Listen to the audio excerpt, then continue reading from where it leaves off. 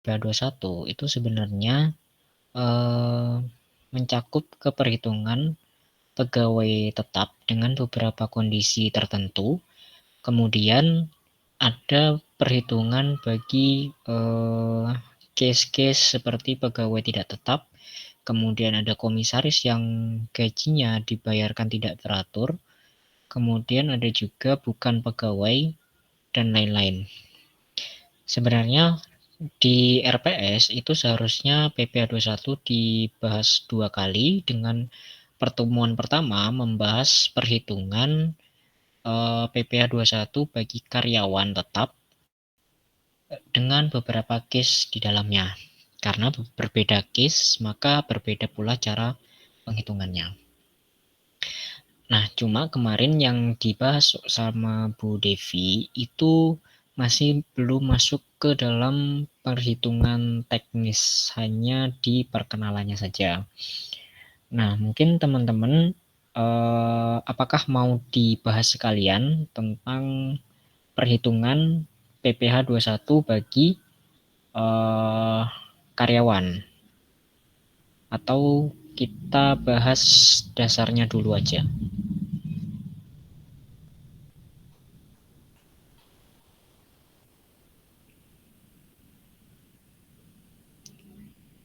Gimana?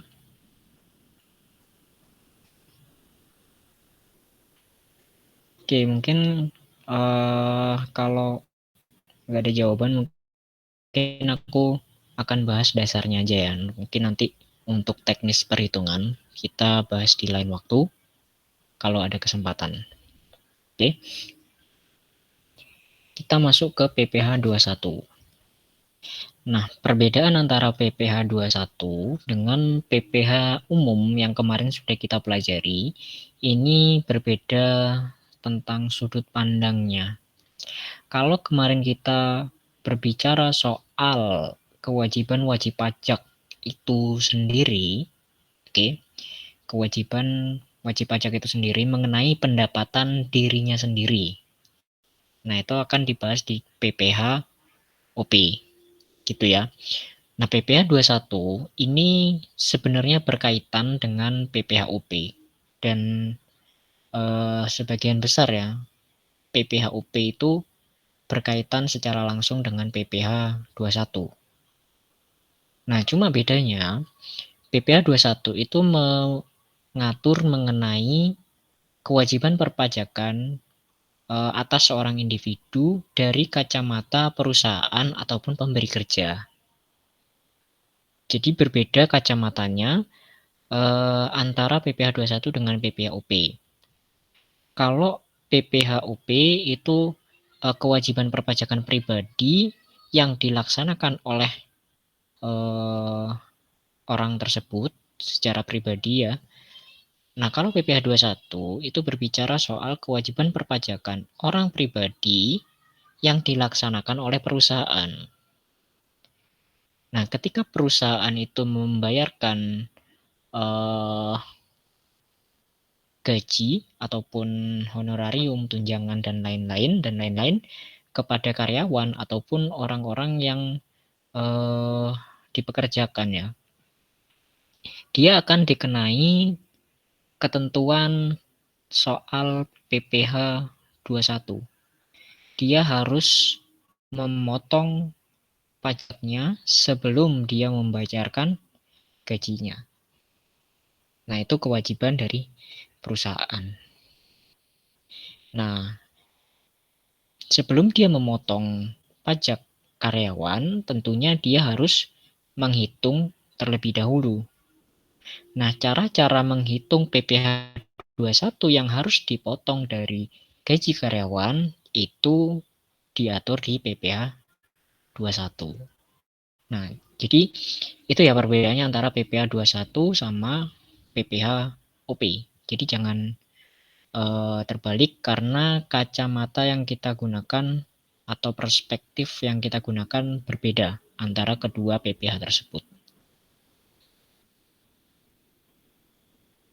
Nah, di dalam PPh atau di dalam pajak penghasilan itu ada yang namanya pemotongan, ada yang namanya pemungutan.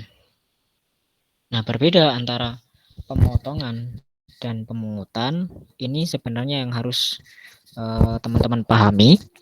Kalau pemotongan itu berarti sebelum kita menyerahkan uang gitu ya, menyerahkan gajinya harus kita potong dulu. Jadi yang sebelumnya harusnya kita membayarkan ke karyawan ini 10 juta.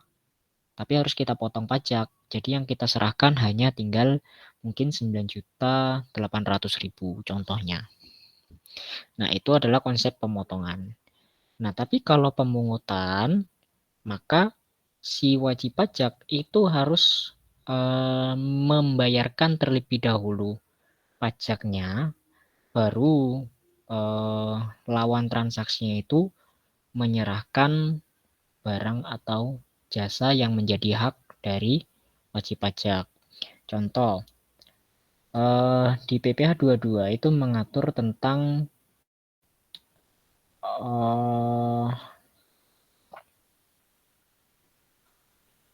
kita ambil contoh hadiah gitu ya. Hadiah misalkan seorang wajib pajak itu mendapatkan hadiah undian berupa mesin cuci. Nah, hadiah berupa mesin cuci yang berasal dari undian gitu ya, itu dikenakan pajak. Nah, sehingga sebelum kita yang menyelenggarakan undian itu menyerahkan barangnya, menyerahkan mesin cucinya, wajib pajak ini yang mendapatkan hadiah harus melunasi dulu pajak yang terutangnya, baru kita menyerahkan barangnya. Nah, itu yang dinamakan dengan pemungutan. Kalau pemungutan, yang kita serahkan itu utuh, gitu ya. Berbeda dengan pemotongan. Kalau pemotongan, yang kita serahkan itu sudah kita potong. Biasanya adalah dalam bentuk uang atau dalam bentuk nominal gitu ya. Jadi yang kita serahkan ke wajib pajak itu tidak utuh lagi sesuai nominal yang disepakati. Seperti itu. Tapi kalau pemungutan ini biasanya identik dengan jasa atau barang. Tapi nggak semua barang atau jasa itu maksudnya nggak semua pemungutan itu berbentuk barang atau jasa. Bisa juga dalam bentuk uang juga gitu. Contohnya nanti kita akan belajar di PPh 22 mengenai transaksi dengan pemerintah gitu. Pemerintah. Jadi pemerintah kalau dia membeli barang, pemerintah membeli barang gitu ya ke vendor, maka vendor itu harus membayar PPh 22. Jadi sebelum pemerintah itu membayar gitu ya, sebelum pemerintah itu membayar uangnya ke vendor, si vendor harus bayar dulu ke pemerintah pajaknya, baru si pemerintah ini melunasi uang ke vendornya. Nah, ini memang agak ribet. Nah, nanti akan kita pelajari di materi PPh pasal 22 setelah UTS. Itu ya. Jadi untuk PPh 21 itu masuknya ke pemotongan. Oke.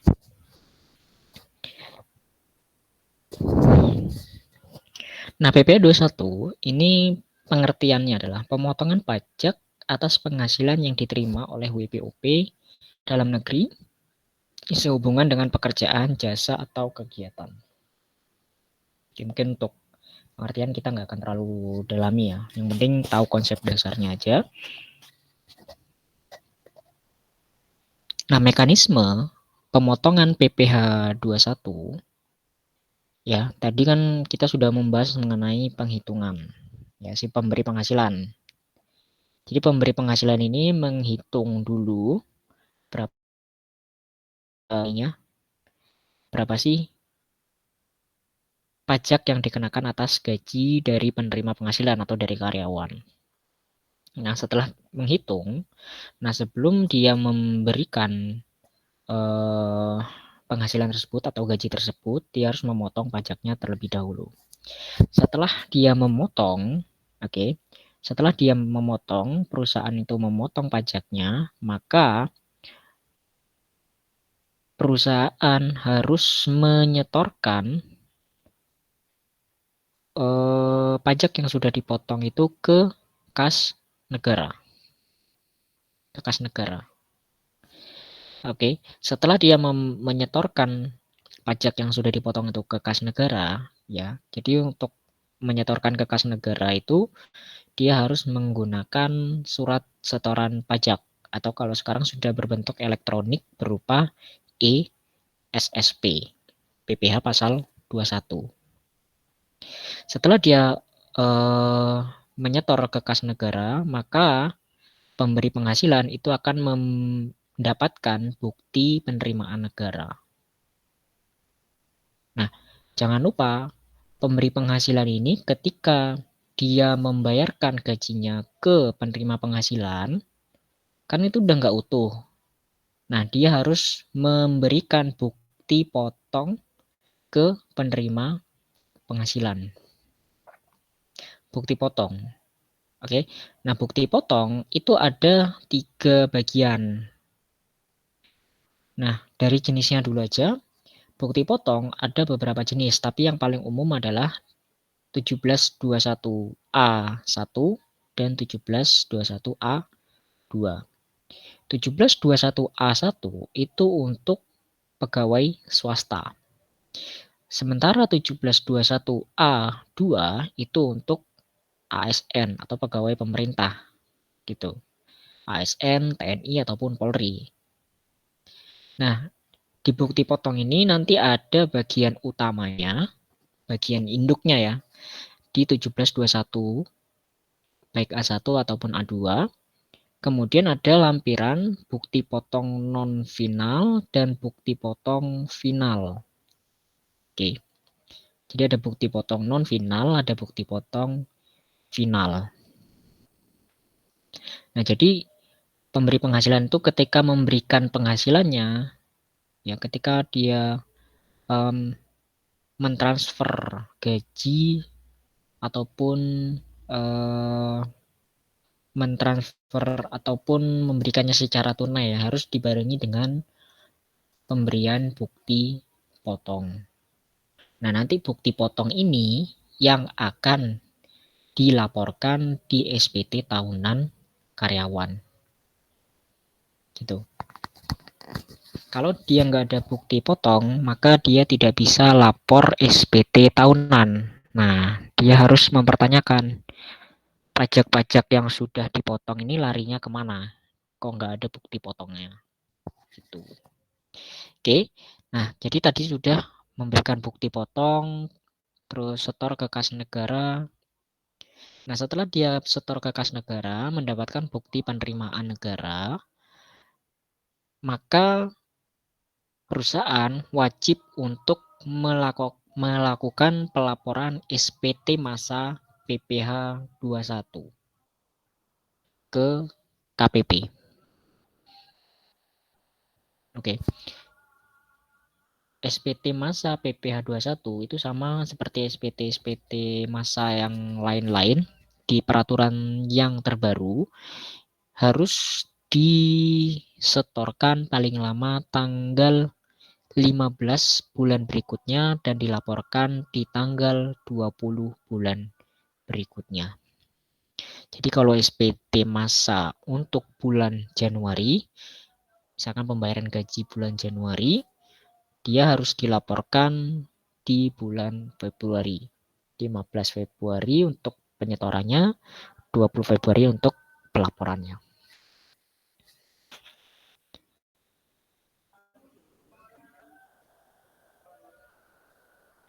Nah, ini ada beberapa penghasilan yang dikenakan PPh 21. Di dalam PMK 48 tahun 2023 itu sudah dirinci mengenai penghasilan-penghasilan apa saja yang dikenakan PPh 21. Pertama, ada penghasilan pegawai tetap, baik teratur maupun tidak teratur. Oke, pegawai tetap itu adalah pegawai yang mendapatkan gajinya itu cenderung stabil. Jadi status pegawai tetap di perpajakan dengan status pegawai tetap di kepegawaian ya, di Undang-Undang Tenaga Kerja itu berbeda definisi. Kalau pegawai tetap di Undang-Undang Tenaga Kerja itu adalah pegawai-pegawai yang di dalam kontrak kerjanya tidak ditentukan sampai kapan dia bekerja di perusahaan itu, atau kita sebut dengan PKWTT, perjanjian kerja waktu tidak tertentu. Nah, ada pegawai tidak tetap atau di dalam Undang-Undang Tenaga Kerja disebut dengan pegawai kontrak atau pegawai kerja waktu tertentu PKWT. Itu berarti pegawai yang di dalam kontraknya itu ditentukan dia bekerja sampai kapan. Nah, ini berbeda dengan di perpajakan. Baik pegawai PKWTT maupun PKWT atau pegawai tetap dan pegawai kontrak itu akan diklasifikasikan sebagai pegawai tetap jika pendapatan yang diterima cenderung sama setiap bulannya. Gitu ya. Oke, lanjut. Kemudian dan penerima pensiun secara teratur. Nah, itu kalau misalkan sudah pensiun, teman-teman dapat nih uang pensiun dari Taspen. Nah, Taspen membayarkan pensiun setiap bulan itu dikenakan PPh 21. Kemudian ada uang pesangon, ada uang pensiun, kemudian tunjangan hari tua, JHT yang dibayarkan sekaligus yang pembayarannya melewati jangka waktu 2 tahun. Kemudian ada penghasilan pegawai tidak tetap atau tenaga kerja lepas.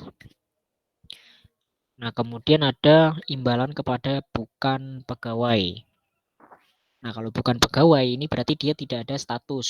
Contohnya kita manggil tukang servis. Dia bukan pegawai kita, tapi dia memberikan jasa atau memberikan pekerjaannya untuk kita. Nah, itu termasuk ke dalam penghitungan PPh 21. Kemudian imbalan kepada peserta kegiatan. Contoh kita mengadakan seminar. Peserta seminarnya kita kasih uang transport contohnya. Itu dikenakan PPh 21. Kemudian imbalan kepada dewan komisaris atau pengawas yang bukan merupakan pegawai tetap pada perusahaan yang sama. Kemudian ada imbalan kepada mantan pegawai. Kemudian penarikan dana pensiun oleh pegawai. Ini kemarin sudah dijelaskan sama Bu Devi. Penarikan dana pensiun berarti dia belum pensiun tapi kemudian iuran pensiunnya dicairkan terlebih dahulu oleh pegawai. Nah, itu terkena PPh 21.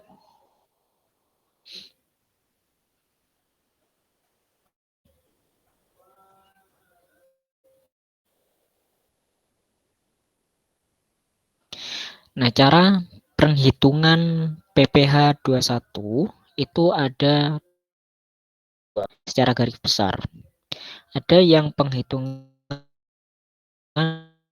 menggunakan pemotongan rata-rata atau TER.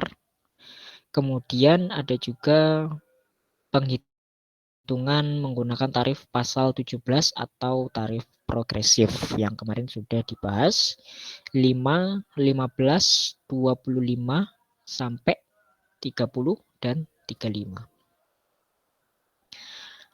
Untuk TER itu dibagi menjadi dua, ada TER bulanan, ada TER harian. TER bulanan terbagi menjadi tiga, TER A, TER B, dan TER C. Untuk pegawai tetap, penghitungan di bulan-bulan selain masa terakhir, nah ini yang perlu diperhatikan ya, masa terakhir untuk pegawai yang kerja full 12 bulan di perusahaan yang sama adalah bulan Desember. Nah, tapi ada beberapa kasus yang menjadikan bulan atau masa terakhir bukan bulan Desember. Nah, itu nanti ada beberapa kasus. Makanya bisa saja masa terakhirnya itu nanti di Agustus atau di Juli. Nah, ketika masa terakhirnya di Agustus, maka perhitungan Agustusnya yang menggunakan tarif pasal 17. Sisanya menggunakan bulanan. Januari sampai Juli menggunakan bulanan. Nah, tapi secara normalnya jika dia bekerja selama 12 bulan, maka Januari sampai November menggunakan bulanan. Desembernya baru menggunakan tarif pasal 17. Kenapa berbeda? Karena ini adalah bentuk simplifikasi. Sebelum tahun 2020 berlaku efektifnya tuh 2024 ya. Jadi 2022, 2023 itu perhitungannya sepenuhnya menggunakan tarif pasal 17. Baik Januari, Februari sampai bulan Desember semuanya menggunakan tarif pasal 17. Nah, tapi kemudian Kementerian Keuangan menganggap perhitungan tarif pasal 17 itu terlalu ribet kalau dilakukan di setiap bulan. Maka dilakukan simplifikasi untuk perhitungan bulanan, bulan-bulan biasa bisa menggunakan bulanan. Seperti itu. Nah, nanti bulanan ini akan dihitung secara sederhana ya. Tinggal penghasilan bruto dikalikan tarif Jadi untuk penghitungan bulanan ini masih belum menggunakan penghasilan neto. Penghasilannya masih bruto. Sehingga dia tidak memperhatikan pertama biaya jabatan. Dia nggak peduli sama namanya biaya jabatan. Biaya jabatan nanti dihitung ketika sudah menggunakan tarif pasal 17. Kemudian iuran pensiun atau JHT itu tidak masuk ke dalam perhitungan bulanan. Nanti dia diperhitungkan di akhir masa atau di akhir tahun pajak yang bersangkutan. Oke, nah nanti berbeda dengan harian. Harian ini digunakan untuk pegawai lepas ya. Pegawai lepas yang dia dibayarkan secara harian. Secara harian ataupun secara mingguan.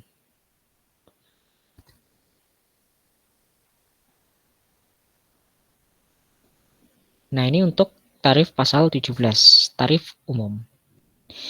Penghasilan 0 sampai 60 juta PKP ya, berarti sudah dikurang penghasilan itu sudah dikurangi dengan PTKP. Setelah dikurangi dengan PTKP, maka jadilah PKP. 0 sampai 60 juta dia kena lapisan tarif 5%. Lapisan 60 ke 250 juta dia kena 15%. Nah, hati-hati ya untuk penghitungan tarif pasal 17. Contoh PKP-nya dia 200 juta. Maka dia harus hitung dulu 60 juta dikalikan 5%. Kemudian 200 juta itu tidak boleh langsung dikalikan 15%. 200 jutanya harus dikurangi dulu dengan 60 juta. Makanya ini adalah range 60 sampai 250. Jadi penghasilan ke 60 sampai dengan penghasilan ke 250. Jadi gitu ya. Jadi harus dikurangkan dulu dengan 60 juta di 200 jutanya share antara PKP tadi yang 200 juta dengan 60 juta. Jadi yang dikalikan 15% cuma yang 40 juta. Begitu cara perhitungannya. Oke, next. Nah, untuk bulan-bulan biasa, ya, bulan-bulan biasa itu dia tidak perlu memperhitungkan penghasilan bruto, kemudian menghitung penghasilan itu, dikurangi PTKP menjadi PKP, kemudian baru dikalikan dengan tarif progresif. Itu tidak perlu. Kita cuma perlu tahu di bulan ini dia penghasilan brutonya berapa. Total penghasilan brutonya itu berapa. Kalau sudah didapatkan penghasilan brutonya, kita tinggal lihat tabel ini aja. Itu. Kita tinggal lihat tabel ini aja. Oh, misalkan penghasilan di 7.600.000 gitu kan. Penghasilan brutonya 7.600.000, tinggal langsung dikalikan di 1,5%. Nah, tapi juga perlu diperhatikan untuk PTKP-nya. Karena kita dibagi ternya itu menjadi ter A, ter B, dan ter C. Untuk menggunakan ter A, ter B, dan ter C, kita harus tahu PTKP-nya berapa. Atau PTKP-nya apa gitu. Untuk ter A, PTKP-nya adalah TK 0, TK 1, dan K 0. Ini harus dihafal karena nanti di dalam ujian kita diminta untuk menentukan apakah dia menggunakan ter A, ter B, atau ter C. Jadi nanti di ujian pasti disediakan tiga tarif. Tiga tarif. Tarif menurut ter A, tarif menurut ter B, dan tarif menurut ter C. Nah, nanti kita perlu menentukan. Nah, ini tarifnya yang benar itu pakai ter yang mana gitu. Berdasarkan status PTKP-nya. Ter B itu TK 2, TK 3, K1, dan K2. Jadi ada 4 golongan. Nah, nanti untuk yang ter C, dia K3 saja sendiri. Gitu.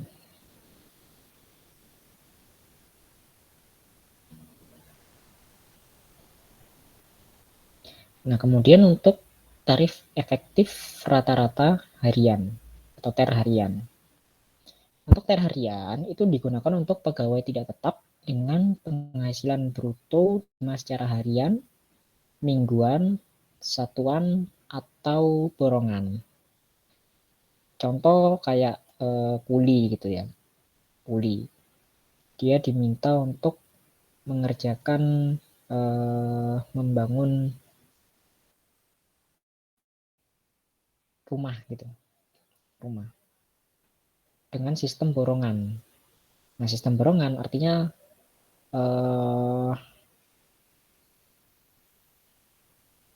dia ditarget misalkan dalam jangka waktu 3 minggu harus sudah jadi rumahnya. Nah, dia dibayar secara full itu di 3 minggu itu secara borongan. Gitu. Kemudian ada sistem satuan. Contoh, kuli yang tadi itu disuruh memasang ubin, masang lantai, gitu ya. Setiap lantai yang dipasang akan diberikan upah misalkan Rp2.000 untuk setiap ubin yang dipasang. Itu adalah sistem satuan. Kalau mingguan dan harian ya sudah jelas ya, berarti bayarannya dibayarkan berdasarkan jumlah hari dia bekerja ataupun jumlah minggu dia bekerja. Nah, tarifnya untuk penghasilan bruto harian, ya, harian, kalau dia bentuknya mingguan, maka dia harus dirata-rata dulu.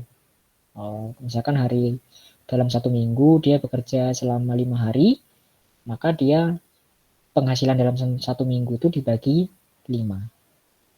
Kemudian yang borongan, misalkan borongan dia mengerjakan dalam kurun waktu 2 bulan. Nah, 2 bulan itu harus dibagi jumlah harinya dulu gitu. Sehingga kita tahu penghasilan hariannya itu berapa. Kalau penghasilan hariannya ternyata di bawah 450.000, kurang dari atau sama dengan, maka dia tidak dikenakan atau dia terkena tarif 0%, tidak final. Nah, tapi kalau penghasilannya antara 450.000 sampai dengan 2,5 juta, maka dia terkena tarif 0,5%. Nah, yang perlu diperhatikan teman-teman, di sini ada tarif 0% ya. Begitupun di TER bulanan. Di TER bulanan itu juga ada tarif 0%. Nah, ini juga ada tarif 0%. Orang-orang yang dikenakan pajak 0% itu sama sekali tidak dikenakan pajak. Kenapa? Karena dia merupakan pajak yang tidak final. Bisa jadi nanti ketika diperhitungkan ulang di dalam SPT tahunan, ternyata dia seharusnya terkena pajak. Gitu. Makanya dia di sini ditulisnya adalah 0%.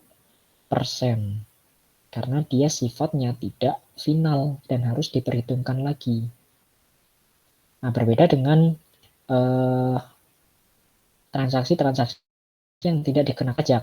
Nah, nanti keterangannya tidak dikenakan pajak, gitu ya. Jadi teman-teman harus membedakan antara tidak dikenakan pajak dengan dikenakan pajak sebesar 0%. Karena 0% belum tentu dia tidak dikenakan pajak sama sekali. Jadi itu bedanya. Oke. Kemudian ada beberapa mekanisme pemotongan PPh 21. Nah, ya tadi kan sudah disebutkan ya beberapa orang-orang yang dikenakan PPh 21 atau subjek penerimanya. Ada pegawai tetap dan pensiunan yang penghasilannya diterima secara teratur setiap bulan. Ada PNS, TNI, Polri, kemudian pegawai negara, pensiunan, dan lain sebagainya. Nah, ini dikenakan 2 macam penghitungan. Setiap masa, kecuali masa pajak terakhir, itu dikenakan penghasilan bruto dikalikan dengan per bulanan. Nah, nanti untuk yang masa pajak terakhir, atau kalau secara normalnya bulan Desember, atau mungkin nanti ada beberapa case yang masa pajaknya bukan Desember, itu dikenakan tarif pasal 17 secara progresif. Gitu ya. Nah, kemudian ada anggota Dewan Komisaris atau pengawas yang menerima penghasilan tidak teratur. Jadi mungkin di bulan ini dia dapat gaji, di bulan selanjutnya, atau mungkin dia digajinya tergantung kinerja mungkin. Kalau misalkan perusahaan lagi untung, si komisaris ini dapat gaji, tapi kalau lagi rugi dia nggak digaji gitu. Nah, kalau misalkan dia tidak teratur seperti itu, maka dia diterapkan per masa pajak. Nah, penghitungannya hanyalah penghasilan bruto dikalikan dengan per bulanan. Jadi tidak ada mekanisme penghitungan menggunakan tarif pasal 17. Karena kita tidak tahu dia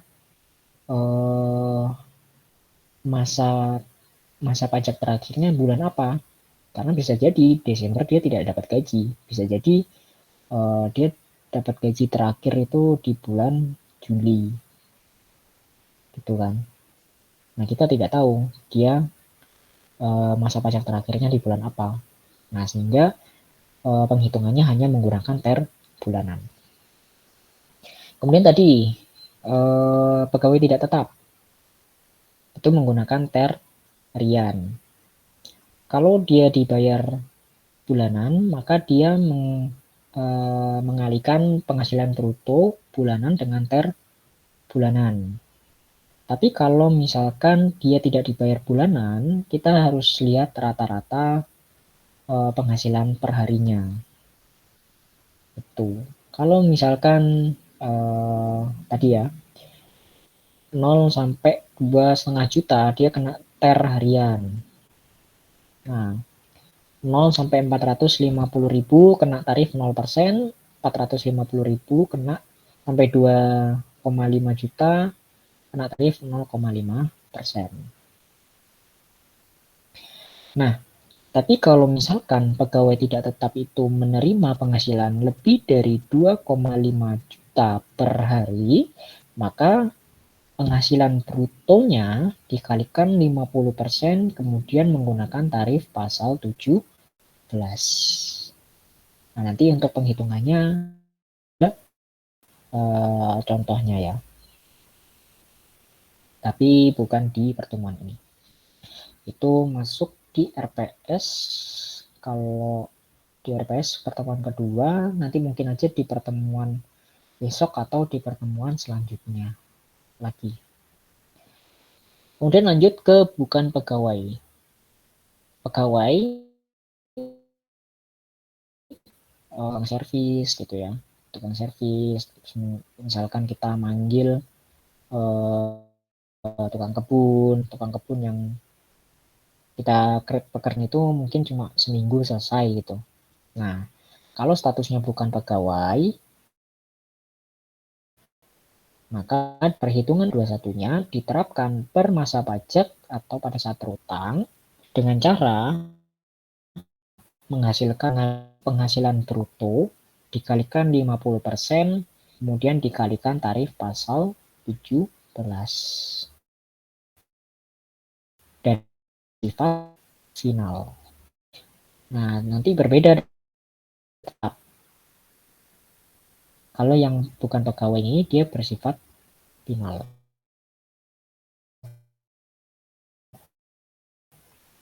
Dikalikan 50%, ya ini fasilitas yang diberikan oleh negara. Karena kalau di penghasilan bruto, dia tidak dikurangkan dengan PTKP. Oke, beda dengan PKP. Kalau PKP kan berarti penghasilan itu dikurangi dengan, kalau di bukan pegawai ini, dia kan langsung penghasilan bruto. Penghasilan bruto itu tidak boleh dikurangi dengan PTKP. Karena dia diberikan fasilitas dikalikan 50%. Karena ya kasihan kalau langsung dikalikan penghasilan brutonya dikalikan pasal 17 gitu ya. Peserta kegiatan. Nah, peserta kegiatan bisa hadiah, misalkan hadiah kejuaraan gitu ya. Ya, ada beberapa jenis dan dia dikenakan pasal-pasal berapa tuh beda-beda. Nah, kalau yang di pasal 21 ini adalah orang pribadi yang memenangkan perlombaan. Jadi dia butuh effort untuk memenangkan hadiah tersebut, bukan melalui mekanisme undian. Kalau orang pribadi yang memenangkan, maka dia dapat dia dikenakan PPh 21 sebagai peserta kegiatan. Nah, menghitungnya adalah penghasilan bruto dikalikan dengan tarif pasal 17 tanpa dikalikan dengan 50%. Next, ada peserta program pensiun atas penarikan dana pensiun di awal. Nah, yang kemarin sudah disebutkan. Kemudian ada mantan pegawai atas jasa produksi, tantim, gratifikasi, bonus, atau imbalan lain. Nah, ini maksudnya gimana? Contoh ada pegawai yang dia sudah berhenti kerja atau resign di bulan September 2024. Contoh. Ternyata perusahaan itu masih berutang bonus ke pegawai tersebut yang sudah resign. Kemudian bonus itu dibayarkan di bulan Maret 2025. Dibayarkan setelah dia resign. Nah, ini pembayaran bonus setelah dia resign itu dihitung sebagai pembayaran kepada mantan pegawai. Gitu. Nah, dia dikenakan PPh 21 dengan cara mengalihkan penghasilan bruto dengan tarif pasal 17. Begitu.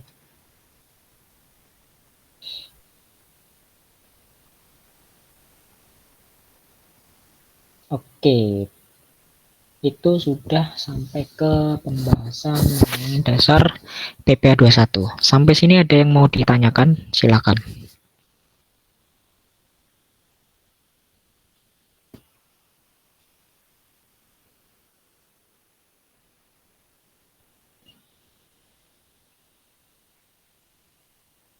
Silakan kalau ada yang mau bertanya.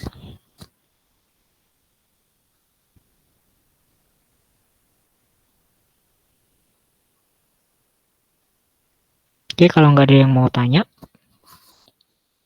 mungkin aku cukupkan untuk materi malam hari ini. Kita akan lanjut di materi selanjutnya tentang PPh 21 ke mekanisme penghitungan dari PPh 21 terutang. Jangan lupa untuk minggu depan kita masih kelas seperti biasa karena masih UTBK berarti online. Kemudian untuk pertemuan selanjutnya lagi kita akan mengadakan UTS dengan materi mulai dari KUP sampai PPh umum. Dan PPh 21 masih belum masuk ke dalam pembahasan. Oke, mungkin ya gimana? Kak, saya izin mengonfirmasi tadi belum join waktu adanya absensi, Kak. Oke.